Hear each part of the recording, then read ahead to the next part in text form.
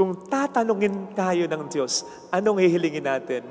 Ano mang bagay, gaano man katibay, nasisira, naluluma, nagbabago, nakukuha, ninanakaw, nawawala.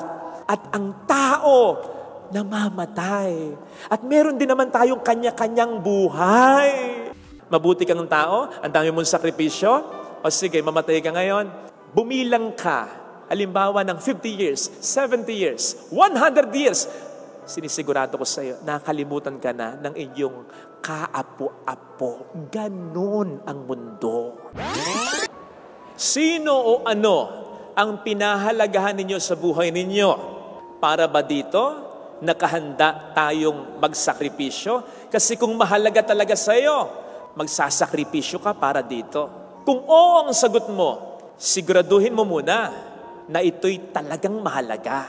Kasi magsisisi ka kung hindi naman pala ganun kahalaga. Masasayang kasi ang sakripisyo mo, maniwala ka. Ang ating magkasunod na talinghaga, yung unang dalawa sa Ebanghelyo, yung tungkol sa natagpo ang kayamanan at natagpo ang napakahalagang perlas, ay nagpapakita sa atin kung gaano natin dapat pahalagahan. Kasi ganun talaga kahalaga. Wala nang mas hahalaga pa sa paghahari ng Diyos. At kapag ito ay ating naranasan, masasabi natin, sulit ang lahat ng ating mga i-give up para dyan. Halimbawa, kung tayo'y mapupunta ng kalangitan, isa daw sa pinakamagiging reaksyon natin ay, wow! Sulit! Sulit lahat ng pagod mo. Sulit lahat ng pagpapakabuting ginawa mo. Yung pag-iwas sa tukso, yung pagbibigay, yung pagpapatawad kahit mahirap, yung hindi mo paghihiganti kahit na ikaw ay sobrang inape. Sulit sa makikita mo. No eye has seen, no ear has heard, no mind has ever imagined what God has prepared for those who love Him. Buti na lang, nagpakabuti ako. Yun daw ang magiging reaksyon natin. Pero yan ay hindi lamang po sa langit mararanasan. Kahit dito pa lamang sa lupa. Diba? Yan ang naging karanasan ng mga disipulo.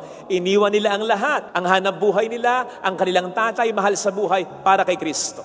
Yan din ang ginawa halimbawa ni San Francisco at ni San Ignacio. Si San Agustin, napakamakamundo. Alam naman po natin kung mahirap magpakabuting tao, mas mahirap yung magbago.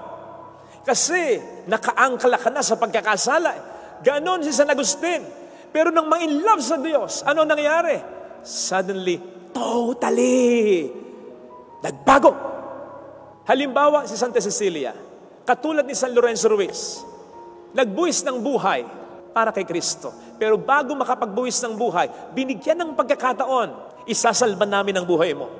Itakwil mo lang ang pananampalataya mo kay Kristo. Hindi itinakwil, manapa, itinakwil nila ang buhay nila para sa Kanya. Sabi ni San Lorenzo, kahit 1,000 pang buhay ang meron ako, masaya kong iaalay para kay Kristo. Nakaka-relate po ba tayo? Naiintindihan po ba natin? Nag-gets po ba natin yung kaligayahan na maramdamang naghahari talaga ang Diyos sa ating buhay na sinasabi ko?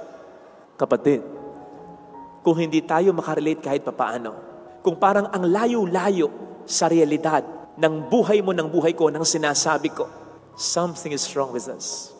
Ibig sabihin nun, hindi natin binibigyan talaga ng ultimate na halaga kumpara sa iba ang Diyos sa buhay natin. Kaya, hindi natin masyadong mag-gets o maintindihan yung kaligayahang dapat ay nararanasan natin kung talagang ang Diyos ay naghahari ngayon sa buhay natin.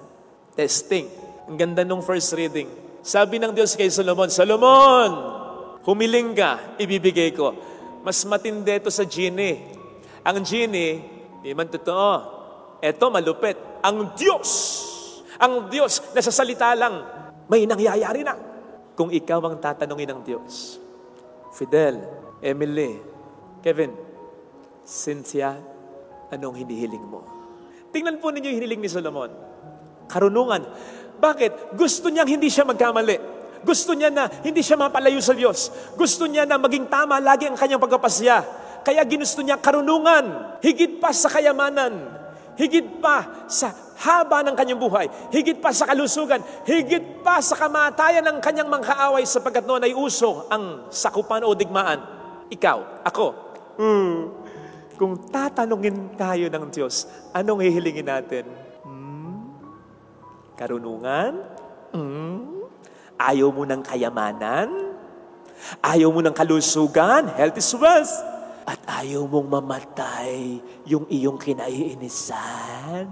Yan tayo magpakatotoo. Kanina lang, guilty ako dito. Pangalawang misa ko, first reading. Nakita ko yung telepono ko, tumatawag yung nanay ko. Sinagot ko. Bakit ko sinagot? Baka kung ano na nangyari Kasi baka nabaha na kami. Diba? Go Bulacan, baligtarin mo, Go Bulacan, nakalubog. Di kinabahan ako. Sinagot ko. Nahimasmasan ako, ay salamat. Napindot lang pala ng nanay ko. Pero alam niyo, nag-guilty ako. Bakit ako nag-guilty? Dapat hindi ko sinagot. Bakit? Nagmimisa ako. Father, paano kung may masamang nangyari pala sa nanay mo? Basta dapat, sinasabi ng konsensya ko at ng puso ko, dapat tinapos ko muna yung misa ko. Yun yung pag-una sa Diyos ng higit sa lahat. Tumatango ka. Father, tama, mali yung ginawa mo. Yun din ba ang gagawin mo? You see, we cannot fake this. Kaya, mag-isip-isip, hindi natin nararanasan yung kakaibang kaligayahan na sabi nga ng banal na kasulatan, hindi ma-explain ni numan sapagkat ang kaligayahan yan ay siya lang ang makapagbibigay. Hinahanap natin sa sino o anuman. That is why may expression tayo, walang forever na may sad face pa. Bakit? Totoo yan, wala talagang forever. Pagdating sa mga bagay at tao na pinapahalagahan natin. Pero pagdating sa Diyos, meron. Pero kung bakit hindi natin maranasan yung forever na yon kahit ngayon pa lang sa buhay na ito. Kasi, aminin natin, hindi natin inuunang pahalagahan ang Diyos sa buhay natin. Ang mas binibigyan na natin ng halaga, material na bagay, tao. Okay lang. Pero sulit ba? Dahil sa pagpapahalaga mo sa isang bagay, gusto ko mabili ko to, gusto ko ma-acquire ko ito, napabayaan mo yung sarili mo. Pero nabili mo. Sulit ba? Worth it ba? Dahil sa pagmamahal mo sa asawa mo, tinalikuran mo yung pangarap mo. Worth it ba? Sulit ba? Dahil sa pagmamahal mo sa mga anak mo, napabayaan mo ang sarili mo. Worth it ba? Sulit ba? Dahil sa pagmamahal mo sa magulang mo, sa kapatid mo, halos hindi ka na makapag-ipon. Kahit ang tagal mo na nagtatrabaho. Okay yun. Pero worth it ba? Sulit ba? Dahil sa pagmamahal mo sa partner mo, nakaaway mo ang pamilya mo. Worth it ba? Sulit ba? Dahil sa pagmamahal mo sa kaibigan mo, nasangkot ka sa gulo. Worth it ba? Sulit ba? May chichismis ako sa inyo. Yung tiyahin ko, umibig siya sa isang lalaki. Wala namang masama. Kaya lang, dahil sa pag-ibig na ito, nung una, nakatampuhan niya yung mga kapatid niya. Isa na dyan yata yung nanay ko. Kasi yung nanay ko, pinaimbestigahan yung lalaki. Tapos, na-discover niya, marami palang mga naging problema. Maraming mga ginawang aperya. Ay, nakaw, ayaw maniwala ng tiyahing ko. Nagkatampuhan sila sapagkat ipinaglaban ni tita ang relasyon nila ng lalaki. Pinakasalan pa nga niya. Hindi na nga sila magkakaanak sapagkat parehong may edad na. Pero pinakasalan pa niya. Gayong mas marami siyang ipon kaysa dun sa lalaki. Wala namang prenuptial agreement yung dalawa. Mahirap. Pero pinakasalan niya. At inalagaan niya. Lalong-lalo na nung magkasakit ng malubha, akala namin mamamatay. Makikita mo kay tita, stress na stress, lungkot na lungkot. Father, pagdasal mo, tito mo. Father, pagdasal, nakaw. Napabayaan na niya halos ang sarili niya kasi inintindi niya, inalagaan niya. Nabuhay naman yung tito kong hilaw. Pero pagkatapos ng ilang buwan, iniwan si tita. Worth it? Sulit?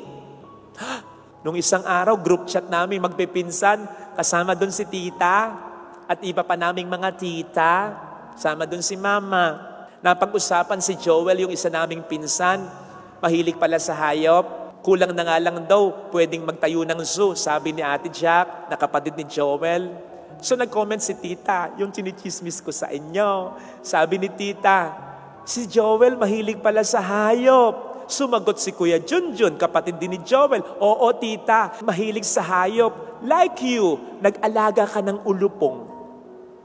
Pero hindi naman nagalit si Tita. Sabi niya, di ako na-offend, totoo naman naloko ko. Pero ang mahalaga, lesson learned, natuto ako. Sana mga kapatid, yung natutunan ni Tita, matutunan din natin. Ano yun? Yung katotohanan, huwag mong ibuhos lahat sa kahit sino o ano. Ang lahat-lahat sa kahit sino o ano, sapagkat may hangganan ang lahat ng sino o ano sa mundong ito. Granted, for the sake of argument, nasiyahan ka doon sa pinag-ipunan mo. Okay? Naging faithful talaga ang asawa mo. Okay? Nandun ang paggalang ng mga anak mo. Nandun ang pagpapahalaga ng kapatid mo sa sakripisyong ginawa mo.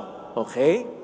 Granted, nagkatuluyan kayo ng partner mo na ipinaglaban mo. Okay? Granted na naging tunay na kaibigan sa'yo yung kaibigan mo na tinulungan mo.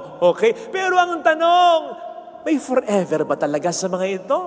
Hanggang saan, hanggang kailan ang lahat ng ito? Tandaan mo, anumang bagay, gaano man katibay, nasisira, naluluma, nagbabago, nakukuha, ninanakaw, nawawala. At ang tao, namamatay. At meron din naman tayong kanya-kanyang buhay. Kaya nga, kapag may nakasal ako, sasabihin ko ngayon sa kinasal ko, habang nandun yung kanilang ama at ina, sa side nila, kayo, ang pinaka-prioridad nyo mula ngayon ay ang isa't isa. At ang pamilyang bubuin nyo dalawa. Bago ang iba, bago ang pamilyang pinagmulan ninyo, ang nanay at tatay ninyo. Nako, doon natutulo yung luha ng nanay at tatay nung kinasal. Bakit hindi tutulo ang luha mo? Kahit gaano mo pala kamahal ang anak mo, inalagaan mo, minahal mo, nang higit pa sa asawa mo, kung minsan o higit pa sa sarili mo, iiwan at iiwan ka rin pala nito. Nandiyan ka para sa Kanya, nang kailangan Kanya. Ngayong ikaw ang may kailangan na sa Kanya sapagkat aminin mo, humihina-hina ka na, tumatanda ka. Nasaan siya? Mayroon ng mas mahal na dapat na ibang pamilya. Para kang nagnegosyo, hindi man nabalik yung puhunan, nalugi pa. Yun yung sinasabi ko, gaano man kahalaga ang isang bagay, ang isang tao, walang forever. Wala. Kaya nga sabi ng ating Panginoon, mahalin natin siya ng buo. Hindi niya sinabing mahalin mo ang kapwa mo ng buo, mahalin mo ang sarili mo ng buong buo. Siya lang. Bakit? Siya lamang ang tanging may karapatan na mahal natin ng buo at siya lamang din ang may pinakakayanan na gumanti sa atin ng buo.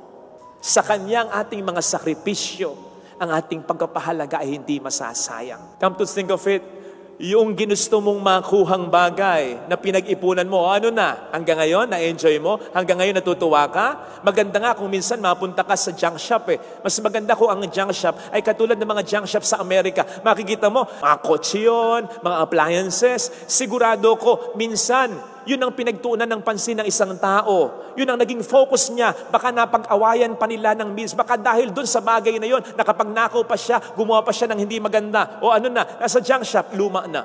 Kahit pa hindi maluma at kahit hanggang ngayon nasa iyo, o ano, madadala mo sa hukay? Hindi.